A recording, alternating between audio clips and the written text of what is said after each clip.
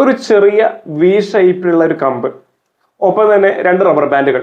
ഇത്രയും ഉണ്ടെങ്കിൽ രണ്ടാം ലോക മഹായുദ്ധത്തിൽ ഉപയോഗിച്ച, സെക്കൻഡ് വേൾഡ് വാറിൽ ഉപയോഗിച്ച ഒരു ആയുധം നമുക്ക് നമ്മുടെ വീട്ടിൽ തന്നെ നിർമ്മിക്കാം.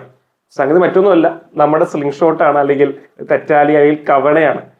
1800 അവസാനത്തിൽ റബ്ബർ കണ്ടുപിടിച്ചതിന് ശേഷം, കൃത്യമായി പറയുകയാണെങ്കിൽ വോൾക്കനൈസ്ഡ് റബ്ബർ കണ്ടുപിടിച്ചതിന് ശേഷം മാത്രമാണ് ഇങ്ങനെ ഒരു ഉപകരണം മനുഷ്യന്മാർ ഉണ്ടാക്കാനും അല്ലെങ്കിൽ ലോകവ്യാപകമായി ഉപയോഗിക്കാനൊക്കെ തുടങ്ങിയത്. ഒരു കളിപ്പാട്ടമായിട്ടും ചെറിയൊരു ആയുധമായിട്ടൊക്കെയാണ് അന്നത്തെ കാലഘട്ടത്തിൽ ഉപയോഗിച്ചിരുന്നത്.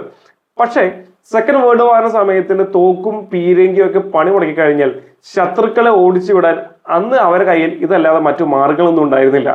ഈ സ്ലിംഗ് ഷോട്ടൊക്കെ വരുന്നതിന് മുന്നേ ആദിവാസികളെല്ലാം ഉപയോഗിച്ചിരുന്ന ഒരു ഉപകരണം ഉണ്ടായിരുന്നു. അതിന് പേര് ഏറെക്കുറെ ഇതൊക്കെ തന്നെയാണ്.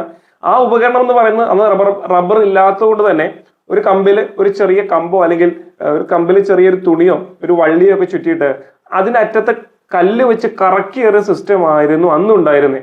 അതിൽ നിന്ന് അപ്ഡേറ്റഡ് ആയിട്ടാണ് നമ്മൾ ഇന്ന് കാണുന്ന ഈ സ്ലിംഗ് ഷോട്ട് നിർമ്മിക്കപ്പെട്ടതും ഉപയോഗിക്കുന്നതും. ഇന്ന് നമ്മുടെ നാട്ടിൻപുറങ്ങളിൽ കാക്കി ഓടിക്കാനും പൂച്ച ഓടിക്കാനൊക്കെ ഉപയോഗിക്കുന്ന ഇയാള് ആളത്ര ചെറിയ പുള്ളിയൊന്നും അല്ല. 2ാം ലോക മഹായുദ്ധത്തിൽ, സെക്കൻഡ് വേൾഡ് വാറിൽ പങ്കെടുത്ത വ്യക്തിയാണ്. സോ റെസ്പെക്ട് ചെയ്യും.